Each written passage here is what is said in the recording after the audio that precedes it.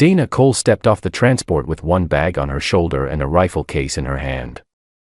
That was all she brought.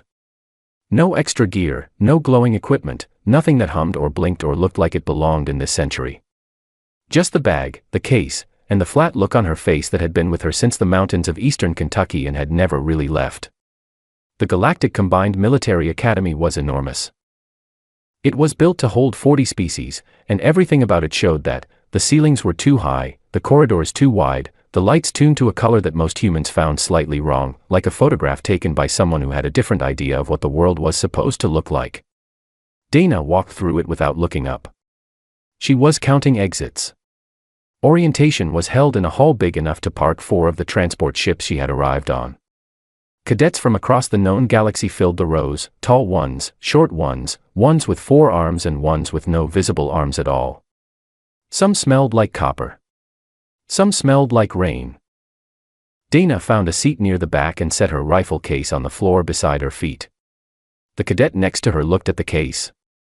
He was Sinhari, fast-built, light-boned, with the kind of reflexes that had put Sinhari at the top of the Galactic Combat Rating Index for 3 consecutive surveys. His name was Rosevon, and he had arrived carrying a sleek energy sidearm and a pair of reflex blades that caught the light every time he moved. He looked at Dana's rifle case the way a person looks at something they have already decided is a joke before they have even heard it. "Is that," he said, in clean Galactic standard, "a tube?" Dana looked at him. Rosevon looked at the case again. "A ballistic weapon?"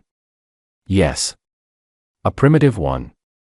She picked up her orientation packet and started reading. Rosevon looked back at the front of the hall and filed her somewhere in his mind under a heading he was fairly confident covered the situation. Pete Harrow dropped into the seat on Dana's other side 5 minutes before orientation began. He was 27, from Chicago, and had the easy manner of a man who had decided a long time ago that if you were not going to find your situation funny, you were going to have a very hard time.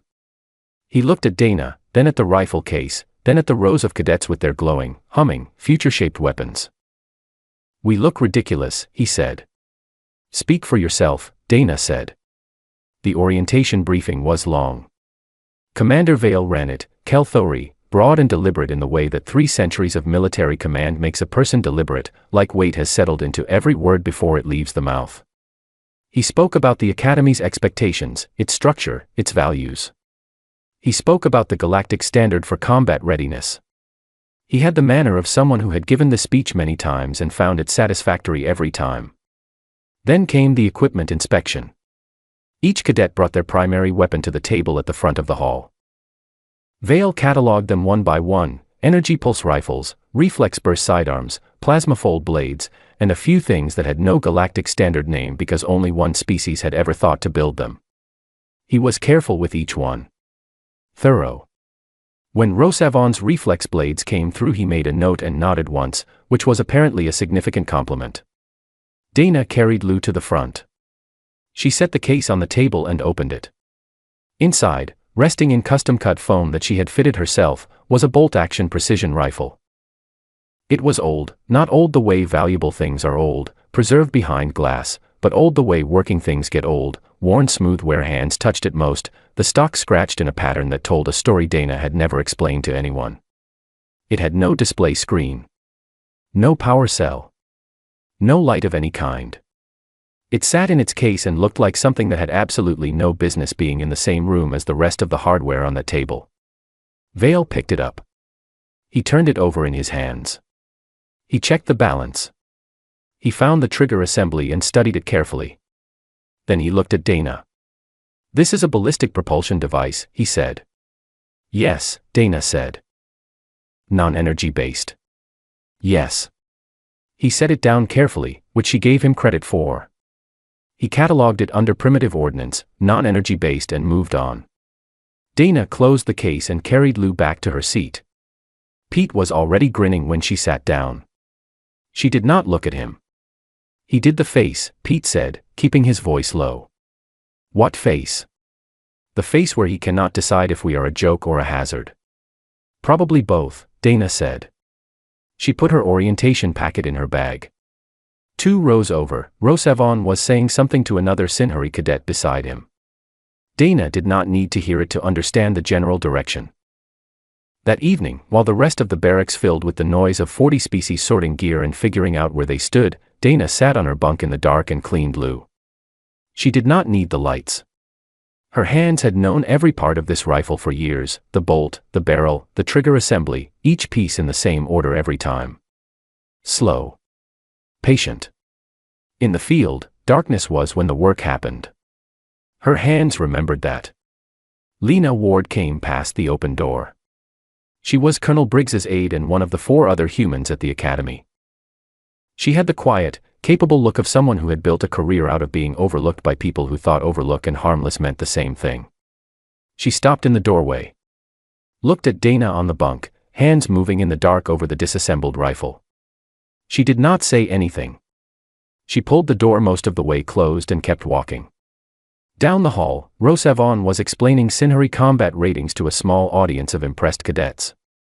He was correct about everything he was saying. He was very good and he knew it, and the knowing was entirely justified. He did not think about the woman in the dark room with the old rifle. He would. The next morning, Dana was on the training grounds before formation. Not running, not drilling. Just standing. Looking at the terrain, the distances between points, the way the low morning light hit the obstacle course, which surfaces would reflect and which would absorb. She was not doing anything that would show up in any metric. She was just looking, the way she had been taught to look, in a place where the things you did not notice became the things that cost you. Pete found her at 0600. He had coffee, which he had obtained from somewhere, by methods Dana did not ask about because with Pete it was always better not to. Big day, he said. He handed her a cup. They stood there and looked at the course. You think they will be impressed? He asked. Dana drank her coffee. The target range looked long in the morning light. She already knew the actual distance. She had measured it when she landed. No, she said. Good, Pete said. Impressed people stop paying attention. She finished her coffee. Lou was back in the barracks, assembled and waiting. The morning had not yet asked anything of either of them. That was about to change. The range was built for speed. That was the first thing Dana noticed when the cadets filed in. The target system was automated, responsive, real-time, built to clock the interval between the moment a weapon was raised and the moment a target was hit. Everything about the range was designed around that gap, making it smaller. The whole ranking system came down to that one number, and every cadet who walked onto the platform that morning understood that the number was what they were here to produce. Rosavon was near the front of the line. Of course he was. Commander Vale stood at the side of the platform and watched without moving much. He had a ledger and a data pad and the patient expression of a man who already knew what the results were going to look like and was mostly here to confirm it. His best cadets were Sinhari, Kelthori, and 2 other species whose names Dana had not fully memorized yet. They trained harder than anyone else and they scored higher than anyone else, and that had been true for as long as the academy had kept records. He had not spent much time thinking about the 2 humans at the end of the line. The session began. Cadet after cadet stepped to the platform, raised their weapon, and fired. Energy bolts cracked across the range, fast and bright and accurate. The automated system logged each score. Some were excellent. Some were very excellent. When Rosavon stepped up, the range went a little quiet, not out of respect, exactly, but out of the kind of attention you give something when you already know it is going to be worth watching. He was on target in 0.4 galactic seconds. The system logged it.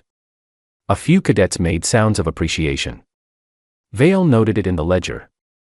Pete Harrow went ahead of Dana. He was solid, human military standard, trained and clean, nothing that would win any awards on this range but nothing embarrassing either. He stepped off the platform and rejoined the line without comment. Dana stepped up. She set Lou against her shoulder and looked down the range. The targets were 400 meters out. Standard distance for this session. The range officer called the start. She did not fire. She stood there, breathing. The rest of the cadets on the platform shifted slightly. Someone behind her made a sound that was not quite a word but carried a meaning anyway. Rosavon, watching from the side, tilted his head. Dana adjusted for something. Nobody saw what? There was nothing on the range that would have shown it, no wind instruments had flagged anything, no atmospheric variance display was active, nothing had changed since the last cadet fired. But her hand moved. Fractionally. And then she was still again. She pulled the trigger. The crack of it was different from every other sound that had happened on this range. Not louder, exactly. Just a different kind of loud. Solid in a way that the energy discharges were not. It hit the air and stayed there for a moment after it should have faded. The target at 400 meters was gone. Not scored as hit, gone. The ballistic resistant panel that was standard issue for this range, rated for energy discharge at close to full power, had a hole in it that the target system had not been designed to categorize. The range officer looked at his display. He looked at the target. He looked at his display again. He filed it under anomalous result. Rosavon was staring at the target. He looked at Dana. Then back at the target. It is slow, he said. He meant the bullet, or he meant her, or he meant both. His tone was careful, like a scientist recording an observation they have not yet explained. Pete, standing just off the platform, said, "Which one? Her or the shot?" Rosavon said, "Both." Dana chambered the next round. The bolt worked with the same sound it always made, a clean, mechanical sound, nothing fancy, nothing new. She was already looking at the second target. Vale had stopped moving. He had been walking the line of the platform, making his notes, doing what he always did during range sessions. But he had stopped walking. He was watching the range, and then he was watching Dana, and then he was watching the range again. He did not write anything in his ledger for a moment. Dana fired the second shot. Same adjustment before it. Same stillness. Same result. The second panel was gone. The anomalous result file on the range officer's display was getting longer. A cadet near the back of the group said something in a language Dana did not speak. The tone was clear enough. It was the tone of someone who had watched something unexpected and was trying to fit it into a box that did not quite have the right shape. Dana stepped off the platform. Pete fell into step beside her. "You know you just shot through a rated panel," he said. A panel that is rated for energy discharge. Which your rifle does not use. I know what my rifle uses. They're going to file that under anomalous result. I know. Pete thought about this for a moment. Does that bother you? No. It did not bother her. She had spent years doing things that did not fit the existing categories, in places that did not have the right boxes on the form. She was familiar with the anomalous result. It had followed her like a faithful dog since basic training. After the session, the cadets filtered off the range and back toward the main building. Rosavon walked near Dana for a few steps, not quite beside her, at a slight angle that might have been coincidence. He did not say anything. Dana noticed the angle. She did not say anything either. Back in the equipment bay, she sat down with Lou and went through the same quiet routine she always did after a session, checking the barrel, checking the bolt, making sure everything that was supposed to be aligned was aligned. Pete sat across from her and watched. He stopped walking, Pete said. I know. Vale. He stopped his whole inspection walk and just stood there. I saw. Pete leaned back. What do you think he's thinking? Dana ran a clean patch through the barrel. That the number doesn't make sense. Right. Because your acquisition time was terrible by their standard. Yes. But the result was not terrible. Dana held the barrel up briefly, checking the light through it, then lowered it again. No. It was not. Pete was quiet for a moment. Outside, through the equipment bay door, they could hear cadets comparing scores. Someone was explaining, at length, why Rosavon's 0.4 seconds represented the peak of what was physically achievable with current equipment. The argument was confident and detailed and based on a large amount of evidence. It was also based on a framework that had, today, developed a small but distinct crack. Neither of them pointed that out. They just let it sit there, the way Dana let most things sit, quietly, in place, without explanation, taking up the space they had earned. Lou was clean. Dana put her back together. Check the bolt twice. Tomorrow would ask for more than today. She was not worried about that. Colonel Owen Briggs had a small office at the end of a corridor that most cadets did not have a reason to walk down. It had a desk, 2 chairs, a data terminal, and one framed photograph on the wall, Earth, taken from orbit, the familiar blue curve of it against the black. No other decorations. The window looked out onto the training grounds, and he had arranged his desk so that he could see the grounds while he worked, which meant he spent a lot of time appearing to read reports while actually watching what was happening outside. He had been watching for a while. He sent the meeting request to Commander Vale on the 5th day of the Academy's first training week, flagged as a routine liaison review. It was a meeting type that happened regularly between the human military officer assigned to the Academy and its senior command staff. Paperwork, policy, the usual. Vale arrived at the correct time and sat in the chair across the desk with the prepared look of a man who expected bureaucracy. Briggs did not offer paperwork. He did not offer an agenda. He set his data terminal to the side and looked at Vale for a moment. "You've been following Cadet Cole's metrics," he said. It was not a question. Vale processed it as one anyway, which told Briggs something. "Her scores present an inconsistency," Vale said. "Her acquisition time is significantly below standard. Her target neutralization results are outside the existing rating categories. The 2 data points do not fit the same framework." "No," Briggs said. "They do not. The weapon itself is rated as primitive ordnance. Non-energy based. The classification was straightforward." "I know. The penetration result from range day was filed as anomalous. We do not have a rating category for what that weapon did to a standard panel." "I know." Vale was quiet for a moment. He was a professional, and professionals did not let discomfort show easily, but there was something in the careful way he was choosing his words that told Briggs he had been thinking about this more than a routine metric inconsistency would normally warrant. "Her physical assessment scores are also below galactic standard," Vale said. "Recovery time, reflex index, speed metrics, all below the minimum threshold we use to evaluate combat readiness." "I know." Vale looked at him steadily. "Then what is she doing here, Colonel?" Briggs did not answer immediately. He turned slightly in his chair, looking out the window at the training grounds. Below, cadets were running a morning endurance course.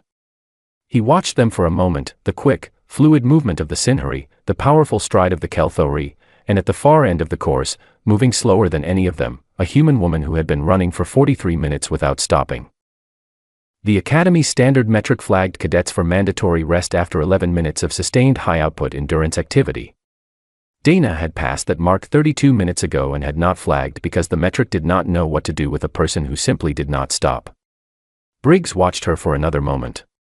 Then he turned back to Vale. "Earth," he said, "sits at 1.3 times your homeworld's standard gravity." Vale waited. "The atmosphere produces its own toxins in certain regions, not enough to kill quickly, enough to make the body work harder over time. The planet has megafauna apex predators that survived the same extinction event that cleared the surface for human settlement. Not smaller predators. Apex ones. We moved in and they were already there." He paused. "We have been on that planet, fighting each other and everything else it produces, for roughly 100,000 years." He said this the way someone reads coordinates off a map. No drama. No weight added to the words beyond what they already carried. "Deathworlders fight this way, Commander," he said. "Slow is deliberate. Loud is a warning. And that rifle, in the entire history of its design, has never once been pointed at something it could not stop." The office was quiet. Vale did not move. He was processing.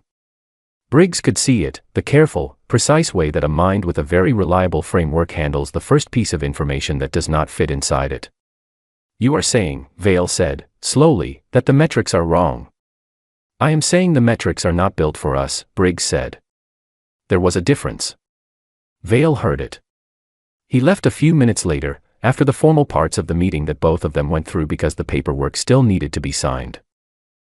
In the hallway outside, he nearly walked into Lena Ward, who was carrying a stack of reports and moving with the purposeful pace of someone who had been standing completely still in a corridor for several minutes and was now compensating.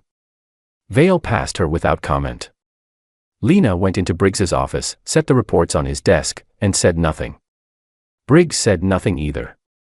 He was looking out the window again. On the training grounds, Dana had finished her run.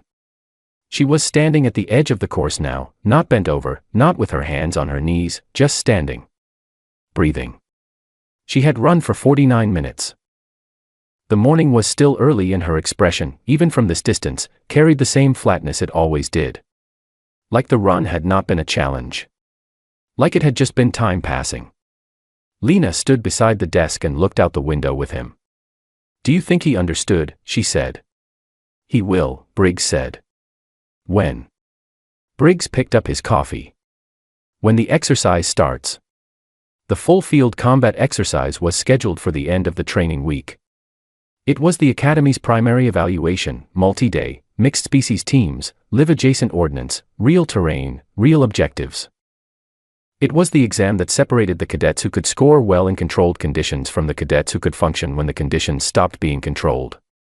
Every species at the Academy prepared for it in the same way: study the terrain, optimize the approach, move fast, hit hard, score high. That was the framework. It had produced excellent results for 400 years. Briggs drank his coffee.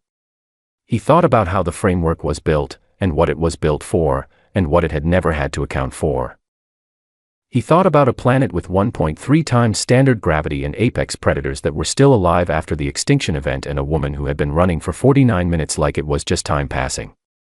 He set his cup down and went back to his reports. In the barracks, 3 floors below, Dana was sitting on her bunk cleaning loo. Pete was across from her, reading something on his data pad. They were not talking. They did not need to. They had the comfortable silence of people who had spent enough time in difficult places to stop feeling like they needed to fill the air. Pete looked up after a while. "Vale was watching you on the course this morning." "I know. Long time." Pete went back to his reading. Dana kept working on Lou, each part of the process in the same order it always was. Outside the barracks window, the Academy went about its day, training sessions, briefings, the 100 small systems of an institution that had been running smoothly for a very long time. The exercise was 4 days away. Dana did not think about it much. Thinking about the future was something you did when you had the spare capacity for it. She had learned a long time ago to put that capacity into the thing in front of her. Right now, Lou needed cleaning.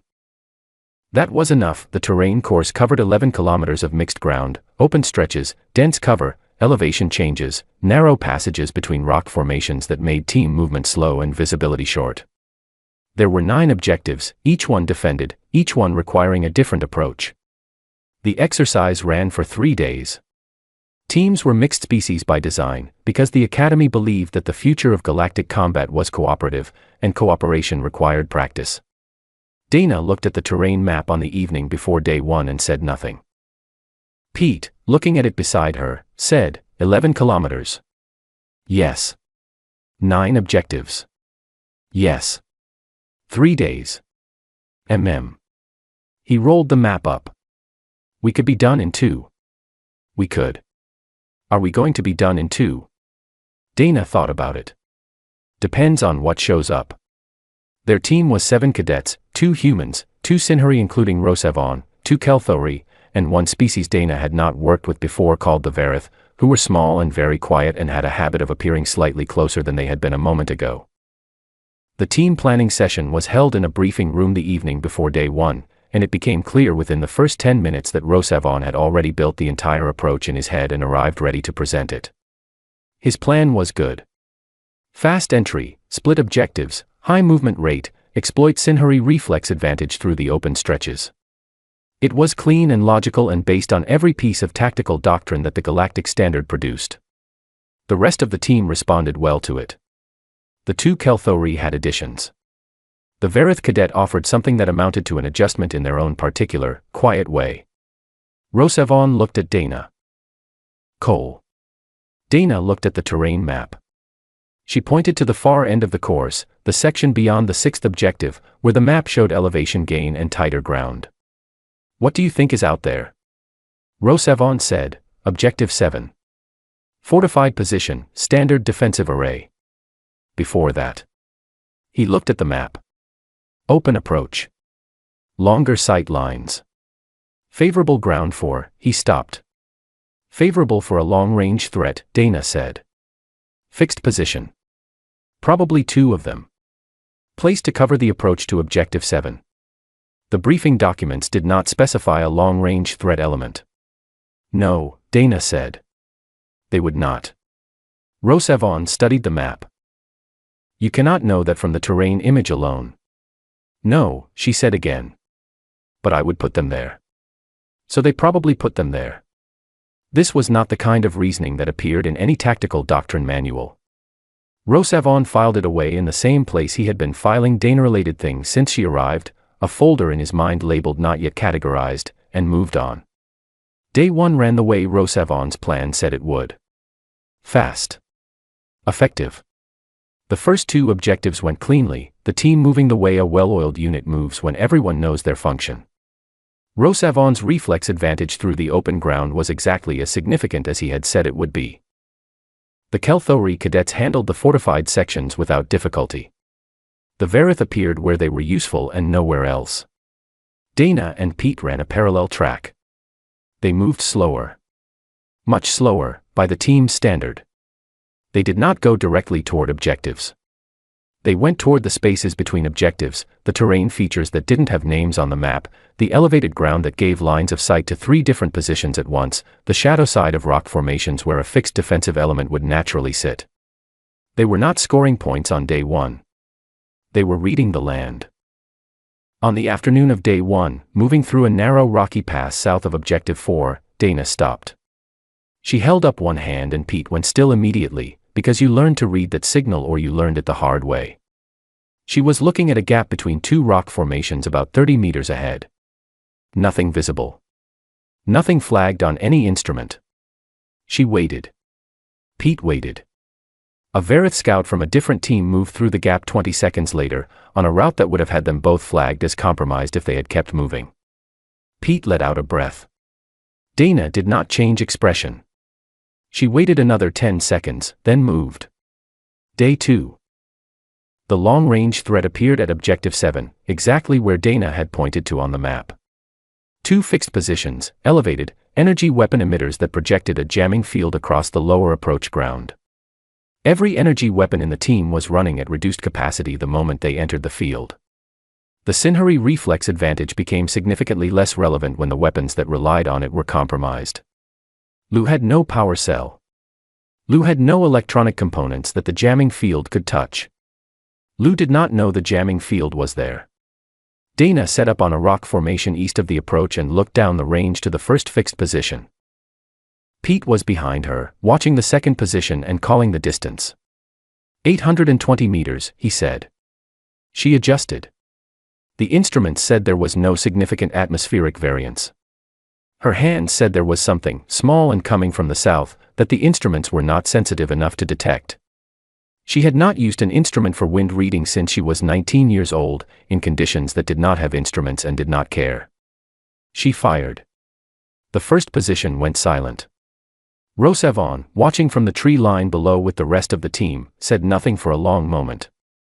Then he raised his scope and looked at the position. Then at Dana's location. Then back at the position. 800 meters, he said, to no one in particular. 820, Pete said helpfully. Rosevon looked at Pete. She accounted for atmospheric variance. Yes. The instruments showed no variance. Yes. Then how did she? Felt it, Pete said. Rosevon looked back at Dana's position. She was already adjusted for the second target, the bolt cycling with the same mechanical, unhurried sound it always made. He watched her fire. The second position went quiet. The jamming field dropped. The team's weapons went back to full capacity. Nobody said anything for a moment. The final day of the exercise was harder than the first 2. By the third day, every team had spent most of their resources. The last objective was fortified heavily, designed to test teams that had already been worn down. It required careful use of whatever each team had left, which for most teams was not much. Dana's ammunition count, at the start of day 3, had barely moved. She had fired 11 rounds across 2.5 days of combat exercise. 11. Rosavon had processed more shots in the first objective alone. The Kelthori cadets had fired more in the first hour. Each of her 11 rounds had landed where she put it. The team took the last objective with more resources than any other team in the exercise. When the scoring came in at the end of day 3, several of Dana's individual action logs read anomalous result. The scoring team reviewed the sensor data twice to confirm the instruments had not malfunctioned. They had not. Dana cleaned Lou that night in her bunk, hands moving in the dark the way they always did. Pete sat across from her. Outside, the barracks were full of the particular tired, satisfied noise of people who had just been through something difficult and come out of it. Rosavon walked past the open door. He stopped. He looked at Dana for a moment. The atmospheric variance on day 2, he said. At 820 meters. Dana did not look up from Lou. Yes.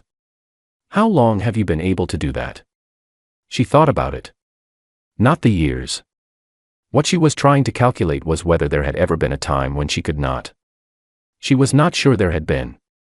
Long time, she said. Rosavon stood in the doorway for another moment. Then he left. Pete waited until his footsteps were gone. You know what that was, he said. That was a Sinhari cadet standing in a doorway because he did not know what else to do. Dana set the bolt back in place. She checked it twice. Good, she said. The debrief was held the morning after the exercise ended, in the same hall where orientation had been. The cadets sat in the same rows, but the room felt different. It had the particular weight of a space that a group of people had just been through something together in, even if that something had been difficult and competitive and nobody was calling it bonding out loud. Vale ran it. He always ran it. He stood at the front with his data pad and his ledger and went through the exercise results team by team, objective by objective, with the careful, thorough approach that he applied to everything. He was a professional. The debrief was professional. It contained no theatrics. When he reached Dana's team, the room went a little quiet in the way rooms go quiet when people are paying attention but do not want to look like they are paying attention. Vale read the metrics. Movement rates. Resource expenditure. Objective completion times. He read through the team's numbers and made his notes and did not editorialize. Then he reached Dana's individual action log. He stopped. He read it. He read it again. He looked up. Dana was watching him. She had the same expression she always had, flat, waiting, giving nothing away. He held her gaze for a moment and then went back to the log and kept reading. He did not say anomalous result out loud. He did not have to.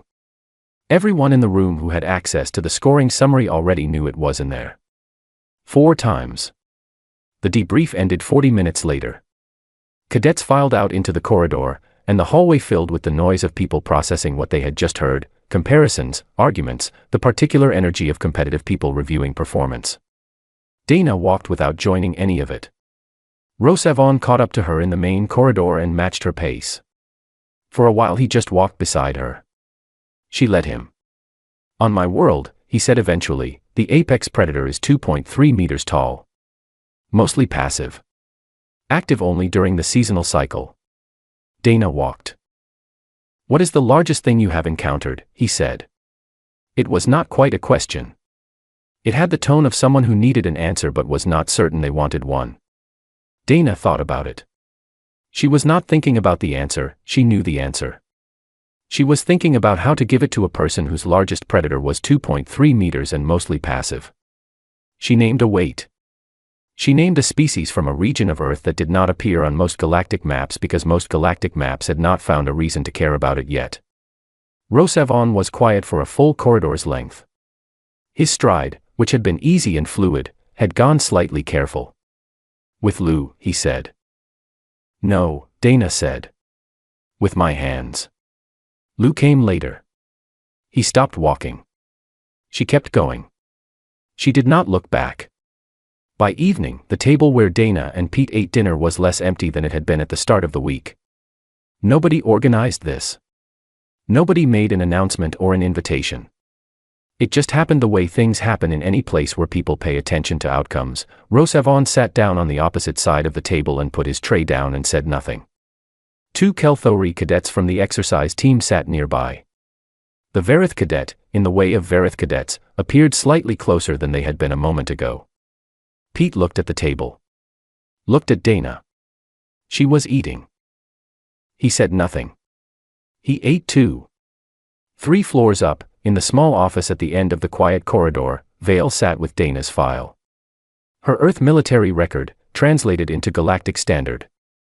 The translation was thorough and careful and had, in several places, been unable to find galactic equivalents for specific operational conditions. In those places the translator had substituted the closest available analog, with a footnote explaining the substitution. The footnote always said the same thing: closest available analog is significantly less severe than the original context. He read the file once. He read it twice. He read certain sections a third time. He had been a military instructor for 40 years. He had trained cadets from 14 species. He had a framework for assessment that had produced reliable results across all of them, and he had not had a reason to question the framework because the framework had always worked. He sat with the file for a long time. Then he opened his training manual, the document that would go to the next cohort of instructors, the one that shaped how the academy evaluated the next generation of cadets, and he added a line. One line, at the end of the section on non-standard weapons assessment. It read, "Human ballistic weapons are not a step behind Galactic Standard. They represent a parallel evolution, developed for an environment our weapons were never designed to encounter. Evaluate accordingly." He closed the manual. He sat in his office for another moment. Through the window, the academy grounds were mostly quiet, the day ending. He thought about what Colonel Briggs had said, slow is deliberate, loud is a warning, and he thought about what it meant to have a framework that had always worked, and what it meant to encounter something the framework was never built for. He did not feel embarrassed. He felt something closer to the professional respect that comes from recognizing competence that you had not previously had the category to see. It was a different feeling from contempt. It cost more. Outside, on the observation deck, Dana was sitting on a low bench with Lou across her knees. The field stripping was done. She was just sitting, the way she sometimes sat when the work was finished and the next thing had not yet arrived. The Academy's observation deck looked out toward the star system that surrounded the station, a wide, quiet view, very different from any view she had grown up with. No mountains. No tree line. No season coming in at the edges of the sky. Somewhere past all of it, Earth was turning in its orbit. Dense and heavy and full of things that had been trying to kill its inhabitants for longer than most galactic civilizations had existed, and had not managed it yet. Pete came out and sat beside her. He had 2 cups of coffee. He handed one over without asking. They sat for a while without talking. "The whole Academy is talking," Pete said eventually. Rosavon sat at our table. I saw. Vale was in his office with a light on until late. Lena Ward says he had your file. Dana drank her coffee. You could have made more of a moment out of it, Pete said. The shot. Day 2. 820 meters through a jamming field that stopped every other weapon in the team. Could have. But you did not. No. Pete thought about this. Why? Dana held the coffee cup in both hands and looked at the stars. She thought about why, really thought about it, the way she thought about distances and wind and which rock formation had the best sight line. Then she picked up Lou with one hand and held her without looking at her, just the familiar weight of it, the worn stock under her fingers. Lou does not do moments, she said. She does holes. She said it without a smile. Pete laughed for both of them, the sound carrying out into the quiet of the observation deck and then fading. They sat there for a while longer. The Academy hummed with its usual systems around them, a large, careful institution that had been running well for a very long time, doing the thing it had always done, with a framework that had always worked. One line had been added to the training manual tonight. One line. No speeches. No ceremony. Just the space between what something looks like and what it does, measured out across a few days in a place far from home, by a woman and an old rifle that nobody had taken seriously until there was no other way to take them. Morning formation would come early. Dana finished her coffee and went inside. Lou, as always, was already ready.